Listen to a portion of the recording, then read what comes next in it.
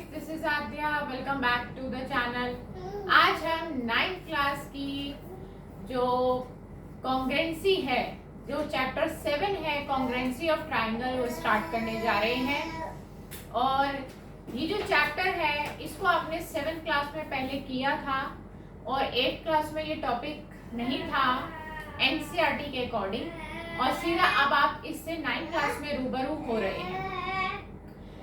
अब कई बच्चों के, मोस्ट ऑफ द स्टूडेंट्स के माइंड से ये टॉपिक स्किप हो चुका होगा, बट अब आपको फिर से इस टॉपिक को फेस करना है, आपको समझना है, और हम इस चैप्टर को अब डिटेल में लेने वाले हैं। ये चैप्टर 7 है, मैंने यहाँ पर मेंशन कर दिया है 9th class chapter 7 congruency of triangle. जब हम इस चैप्टर को स्टार्ट करेंगे उससे पहले हम इसकी कुछ बेसिक बातें हैं जिनको हम सीखेंगे। सबसे पहले हम एक वर्ड सीखेंगे कि उस वर्ड का क्या मीनिंग है, और वो वर्ड है कॉन्ग्रुएंट ट्रायंगल्स, जैसा कि मैंने बोर्ड पे लिखा है। आप सबसे पहले इस वर्ड का मीनिंग समझिए, कॉन्ग्रुएंट ट्रायंगल्स क्या होते हैं। ठीक है, देखिए, दो फिगर्स अगर हूबहू बिल्कुल आइडेंटिकल हैं, एक जैसी हैं, और दे कवर कंप्लीटली ईच अदर, अगर वो एक दूसरे को पूरा कवर कर लेती हैं, अगर हम उनको एक दूसरे के ऊपर रखते हैं तो वो फिगर्स कॉन्ग्रुएंट कहलाती हैं। यानी कि congruent means two figures having same shape and same size. Same shape and same size की फिगर्स हैं, एक दूसरे को कंप्लीटली कवर कर रही हैं, पूरा ढक रही हैं, उनका कोई भी एक्स्ट्रा पार्ट बाहर नहीं निकल रहा है एक दूसरे के ऊपर रखने पर, तो हम उनको कॉन्ग्रुएंट फिगर्स कहेंगे। राइट, अब बात करते हैं हम कॉन्ग्रुएंट सर्कल्स की। अभी तो हम फिगर्स ले रहे थे, कुछ भी ले सकते हैं। कॉन्ग्रुएंट सर्कल्स, कॉन्ग्रुएंट सर्कल्स कौन से सर्कल्स हैं? Congruent circles circles are said to be congruent if they have same radii और same diameter। अगर दो सर्कल्स की रेडियस सेम है, देखिए रेडियस का प्लूरल फॉर्म होता है रेडियाई, ठीक है, उसकी प्रोनाउंसिएशन है रेडियाई। दो सर्कल्स अगर उनकी रेडियाई सेम है या उनका डायमीटर सेम है तो वो दोनों सर्कल्स डेफिनेटली एक दूसरे को पूरा कवर अप कर लेंगे और उन सर्कल्स को हम कॉन्ग्रुएंट सर्कल्स कहेंगे। राइट, हम अपनी डेली लाइफ से भी कुछ कॉन्ग्रुएंट फिगर्स की एग्जांपल ले सकते हैं। लाइक सभी ने एटीएम कार्ड देखे होंगे। अगर आप एक ही बैंक के दो एटीएम कार्ड्स को पकड़िए, वो सेम लेंथ और ब्रेथ के होंगे, यानी कि उनकी शेप साइज हूबहू एक जैसी होगी। They both are identical. ठीक है, आप जब दो एटीएम कार्ड्स को एक ही बैंक के एक के ऊपर एक रखेंगे तो वो एक दूसरे को पूरा कंप्लीटली कवर कर लेंगे, तो that means both are congruent cards. ठीक है, तो कॉन्ग्रुएंट का मतलब यही है कि आइडेंटिकल फिगर्स, बिल्कुल हूबहू एक जैसी। या फिर आप डेली लाइफ से ले सकते हैं bangles of same size. Two bangles, दो चूड़ियां एक ही साइज की हो, यानी कि एक ही साइज का मतलब उन दोनों चूड़ियों का, जो मैंने कहा सर्कुलर शेप में है, तो उनका रेडियस सेम होगा, दोनों के रेडियाई सेम होंगे, दोनों का डायमीटर सेम होगा, तो वो दोनों एक दूसरे को कंप्लीटली कवर करेंगी, तो उनको हम कॉन्ग्रुएंट बैंगल्स कहेंगे।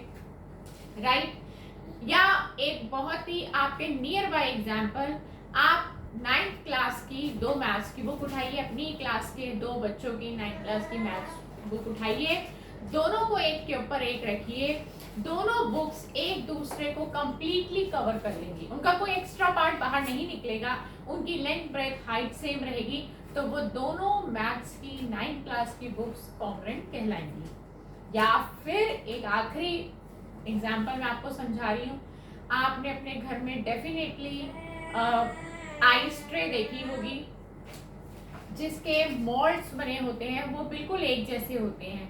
या तो कई आइस ट्रे में ट्रायंगुलर शेप मिलेगी मोल्ड्स की, या स्क्वायर शेप भी होती है, रेक्टेंगुलर शेप भी होती है। आप क्या देखते हैं कि सबका साइज एक जैसा है, सारे मोड्स एक जैसे हैं, तो वो सब आइडेंटिकल होते हैं, तो उनको हम कॉन्ग्रुएंट कहेंगे।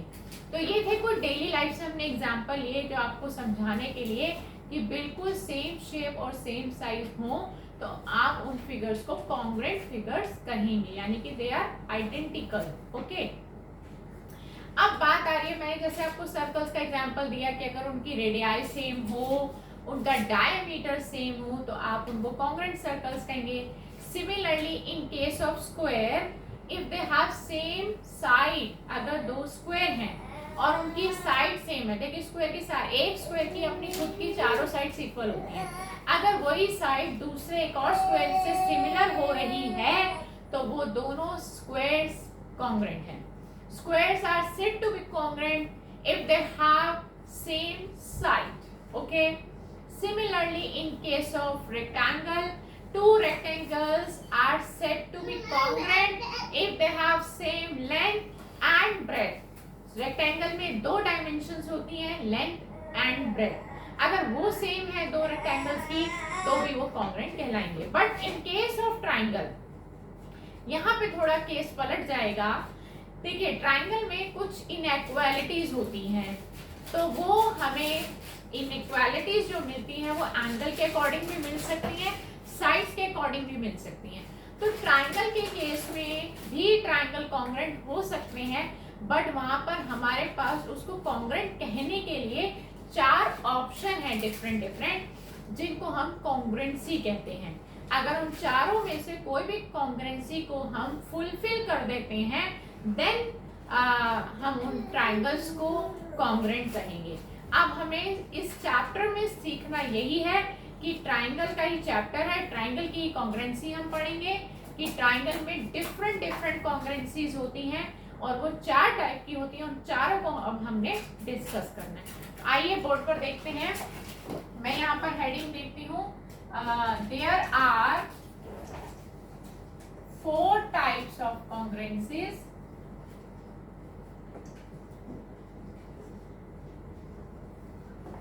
इन ट्राइंगल, राइट।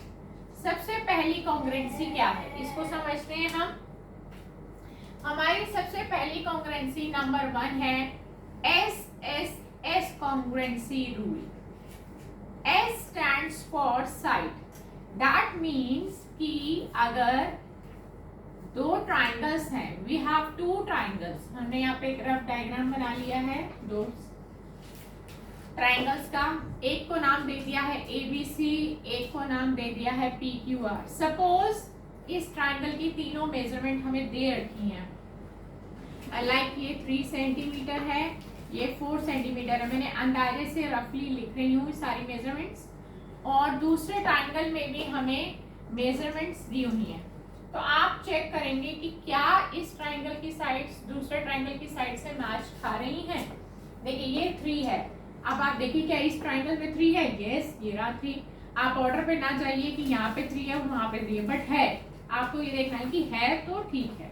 ये 4, ये 4, ये 5, ये 5। आपने क्या ऑब्जर्व किया कि एक ट्राइंगल की तीनों साइड्स की मेजरमेंट किसी दूसरे ट्राइंगल की तीनों साइड की मेजरमेंट के साथ मैच खा रही हैं, तो ये दोनों ट्राइंगल्स हमारे लिए कॉन्ग्रुएंट माने जाएंगे। ये पहली कॉन्ग्रुएंसी है SSS, S stands for side, 3 sides, एक ट्राइंगल की तीनों साइड दूसरे ट्राइंगल की तीनों साइड्स के अगर मैच खा रही हैं तो ये ट्राइंगल्स कॉन्ग्रुएंट हैं। ठीक, हमने समझ लिया, बट इसको लिखने का वे भी हमें सीखना है, क्योंकि यहाँ पर इस चैप्टर में ऑर्डर का, पैटर्न का, सीक्वेंस का, इन सब का बहुत ध्यान रखना है। चैप्टर थोड़ा सा डिफिकल्ट है बट समझना बहुत आसान है। आप देखिए, आपको मैं ऑर्डर लिखना सिखा रही हूँ। सपोज आपको इस ट्राइंगल का नाम लिखा गया है ऑर्डर वाइज ABC, ठीक है, ये नाम तो आपने दे दिया। देखिए, और दूसरी बात आप सीखिए कि कॉन्ग्रुएंसी का सिंबल इस तरह से बनाया जाता है जैसे मैंने बनाया है। अब बात हो रही है कि अगर इस ट्राइंगल का नाम ABC लिखा है तो आपने फटाफट ये नहीं करना कि धड़ल्ले से आप PQR लिख दें, नहीं, आपको ऑर्डर पे फोकस करना है जो कि मैं आपको बता रही हूँ। आपने लिखा सबसे पहले इस ट्रायंगल का ए, ठीक है। अब आपको डिसाइड करना है कि इस ट्रायंगल का कौन सा अल्फाबेट आपको लेना है। आप पहले यहाँ निशानी बनाइए। आपने यहाँ पर ए लिया है, ए के एक तरफ 3 है, एक तरफ 4 है। यहाँ पे आप देखिए, यहाँ पे पी है, इसकी एक तरफ 4 है, एक तरफ 3 है, तो यानी कि आपको पी लेना है। मैच खा रहा है ना। फिर आप आए बी पर, ए से आप बी की तरफ चले क्योंकि ये 3 है, तो अब आप वहां पे चलिए। 3 कहाँ पर है, 3 कहाँ लिखा है, यहाँ पे लिखा है, तो आप पी से क्यू पे नहीं आ सकते, आपको पी से आर पे जाना है, तो यहाँ पे पी आर आएगा। यही ऑर्डर मैं आपको समझा रही हूँ। अक्सर बच्चे इस चैप्टर में जो गलती करते हैं वो पी क्यू आर लिखाते हैं। ये एक छोटा सा एग्जांपल लिया है क्योंकि हमें इस चैप्टर में ऑर्डर पर ध्यान देना है। अगर आपने इस ट्रायंगल के अकॉर्डिंग ए बी लिखा है, ए से 3 सेंटीमीटर वाली साइड की तरफ बढ़े हो, बी लिया है, तो यहाँ पे 3 सेंटीमीटर वाली साइड ये है, तो आपको आर पे आना पड़ेगा और आखिरी अल्फाबेट यहाँ सी है और इसका क्यू है। तो ये ऑर्डर बना। इस तरह से हम ट्रायंगल के नाम लिखेंगे, बीच में कॉन्ग्रुएंसी का सिंबल लगाएंगे और ब्रैकेट में रीजन देंगे कि कॉन्ग्रुएंट क्यों लिखे हमने, by S S congruency rule. जब भी आप दो ट्रायंगल्स को कॉन्ग्रुएंट लिखकर दिखाएंगे तो आपको ब्रैकेट में कॉन्ग्रुएंसी रूल कौन सा आपने फॉलो किया था उसको मेंशन करना जरूरी है। तो यही खत्म हुआ हमारा फर्स्ट पार्ट। चलते हैं सेकंड रूल की तरफ कि हमारा सेकंड रूल क्या कहता है। तो हमारा जो सेकंड रूल है वो है SAS। मैं यहाँ लिख दे रही हूँ SAS कॉन्ग्रुएंसी रूल। देखिए S स्टैंड्स फॉर साइड, ये तो मैंने आपको बताया था। A stands for angle. दो SAS लिखने का मतलब है दो साइड के बीच का एंगल होना चाहिए। हम दो ट्रायंगल ले लेते हैं, फिर से एक रफ डायग्राम बनाते हैं। हमने दो ट्रायंगल लिए हैं, एक का नाम हम लिख लेते हैं MNO, एक का नाम हम लिख लेते हैं PQR। सपोज आपको मैं यहाँ दिखाती हूँ कि साइड कई बार मेजरमेंट नहीं दिया होगा तो कट लगे होंगे, इस तरह से कट लगा होगा, सिंगल कट मींस कि ये वाली साइड इस वाली साइड के इक्वल है। अगर आपको डबल कट दिखाई दे तो मींस कि सेकंड साइड इस सेकंड साइड के इक्वल है। सिंगल साइड के इक्वल है, डबल साइड के इक्वल है। तो कई बार क्वेश्चन में मेजरमेंट लिखी हुई नहीं भी आ सकती, तो ये निशानी है इक्वल होने की। और इनके बीच का एंगल देखिए, दो साइड के बीच का एंगल वही माना जाएगा जिसमें कॉमन वर्टेक्स आ रहा होगा। MO ये साइड है, NO ये साइड है, O इज कॉमन, तो ये एंगल ही आपका इक्वल होना चाहिए। PR QR R कॉमन है तो आपको क्वेश्चन में ये एंगल इक्वल दिया होगा। अगर इसकी मेजरमेंट इसकी भी ना दी हो तो ऐसे इसके भी मार्क करके दिया होगा, दैट मींस कि एंगल्स इक्वल है। तो अगर आप इस ट्रायंगल का नाम, अगर आपने इस ट्रायंगल का नाम NMO लिखा है सपोज, तो आप दूसरे ट्रायंगल का नाम किस ऑर्डर में लिखेंगे अब मैं आपको समझा रही हूँ। N आपने लिया डबल कट वाली, वो वाला वर्टेक्स लिया जो इक्वल नहीं था। यहाँ पे आइए, डबल कट वाला लेना है, लेकिन आपने वो एंगल नहीं लेना जो इक्वल दिया था, तो इसका मतलब Q बनेगा ऑर्डर। अगर इसका N बना है तो इसका Q बनेगा M। फिर आप ऊपर की तरफ गए जो इक्वल साइड नहीं थी, तो Q के ऊपर जाएंगे तो P और बच गया R, इसका था O, इसका R, तो ऑर्डर बना QPR। ऑर्डर पे ध्यान देना जरूरी है। क्यों कॉन्ग्रुएंट हुए? By SAS congruency rule. तो ये हो गया आपका दूसरा रूल खत्म। चलते हैं तीसरे रूल की तरफ। हमारा तीसरा रूल है ASA, पहले था SAS। और एक बात और साथ में आपको बता दूं कि अभी जो जस्ट हमने SAS रूल पढ़ा उसका आप ऑर्डर नहीं बदल सकते। दो साइड के बीच का एंगल होना ही जरूरी है। अगर दो साइड के बीच का एंगल इक्वल ना दिया हो तो आप वो रूल नहीं लगा सकते। आप आते हैं हम तीसरे रूल की तरफ। हमारा तीसरा रूल है ASA। इसमें ऑर्डर बदल सकता है, AAS हो सकता है, इसलिए मैंने आपको पिछले रूल को बता दिया है। अब बात आती है दो एंगल और उसके बीच की साइड की। देखिए मैं NCERT को फॉलो करती हूँ। NCERT ये कहती है कि इस केस में अगर दो एंगल के बीच की साइड नहीं है तो भी चलेगा, तो आप एंगल साइड लिख दीजिए। साइड अलग से भी ले सकते हैं, सिर्फ इस रूल के अकॉर्डिंग। या तो दो एंगल के बीच की साइड होनी चाहिए, और बीच की साइड ना हो तो भी आपको यहाँ पर आप फॉलो कर सकते हैं इस रूल को।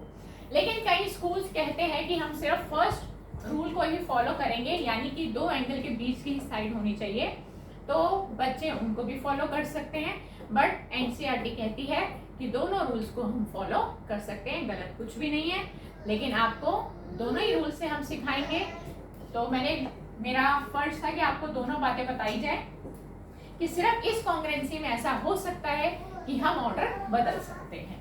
इसके लिए भी हम ले लेते हैं केस। हमने फटाफट से बना दिए हैं दो ट्राइंगल्स, और इसमें भी सीख लेते हैं क्या है नया।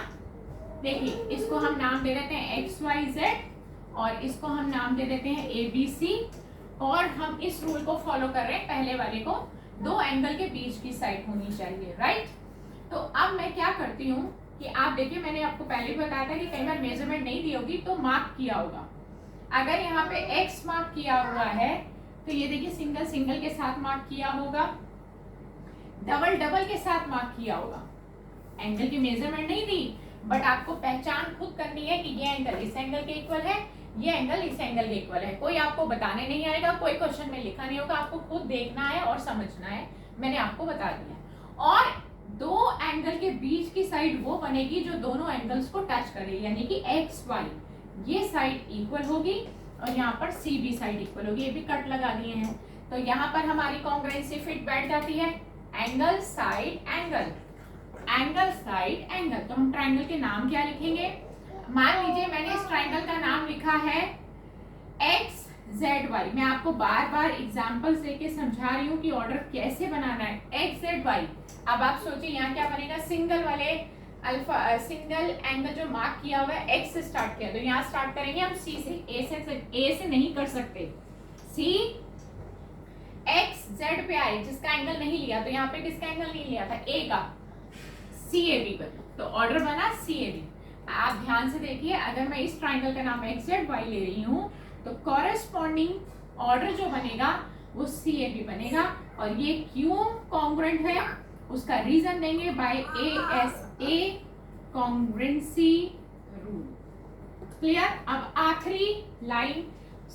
आखिरी हमारा पॉइंट रह गया है, आखिरी कॉन्ग्रुएंसी सीखनी रह गई है। उसके बाद हमारे बेसिक कॉन्सेप्ट क्लियर हो जाएंगे इस चैप्टर के, और नेक्स्ट क्लास में हम इसकी एक्सरसाइज पे आ जाएंगे।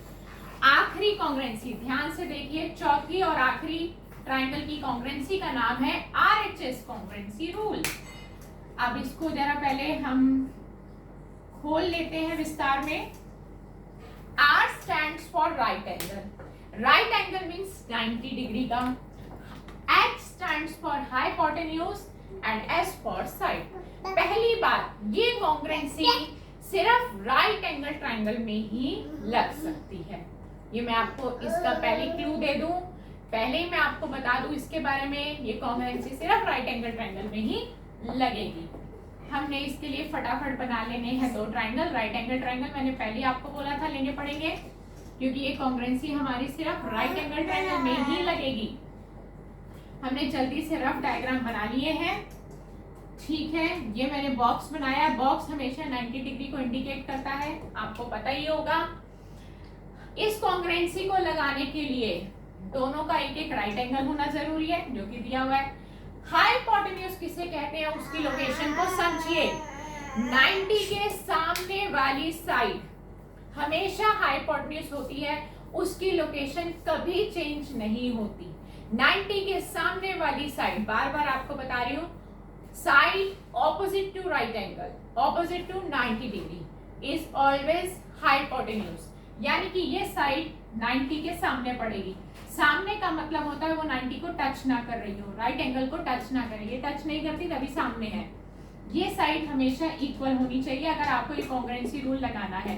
दो कंडीशन कंपलसरी है इसमें, 90 का होना, हाइपोटेन्यूज का इक्वल होना। तीसरी बात आती साइड। साइड में कोई भी इसमें इक्वल हो सकती है, चाहे वो परपेंडिकुलर हो चाहे वो बेस हो, कुछ भी एक इक्वल आप ले सकते हैं। लाइक मैंने बेस का लिया, अगर ये बेस इसके इक्वल है और ये बेस इसके इक्वल है तो यहाँ पर कॉन्ग्रुएंसी आराम से फिट हो जाएगी। तो अगर मैं इस ट्राइंगल का नाम CBA लिख रही हूँ, CBA, कॉन्ग्रेंट टू ट्राइंगल। अब ऑर्डर पे ध्यान दीजिए, मैंने 90 के साथ वाला अल्फाबेट पकड़ा है, आपके 90 के साथ वाला Z है, तो यहाँ अगर C से शुरू हुआ है तो यहाँ Z से होगा। C से B की तरफ गए, 90 डिग्री का एंगल था, यहाँ पे Y पे बन रहा है तो ZYX बनेगा ऑर्डर। ट्राइंगल का ऑर्डर समझ में आ गया। क्यों कॉन्ग्रेंट हुए, रीजन क्या देंगे, बाय RHS कॉन्ग्रेंसी रूल। तो यहीं पे हमारे ये चारों रूल खत्म हो गए हैं।